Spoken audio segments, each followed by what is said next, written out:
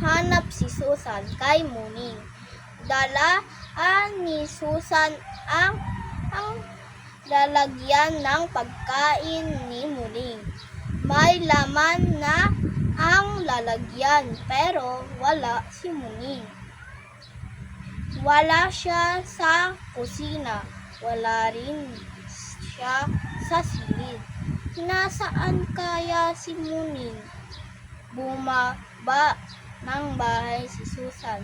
Hinanap niya kung naroon si Muning. Ikot na siya ng ikot pero hindi pa rin niya nakita. Baka lumabas ito ng bahay. Meow, meow. Hayun, si Muning. Nyaw. Siya ng ginyaw. Pero nasa loob siya ng kahon.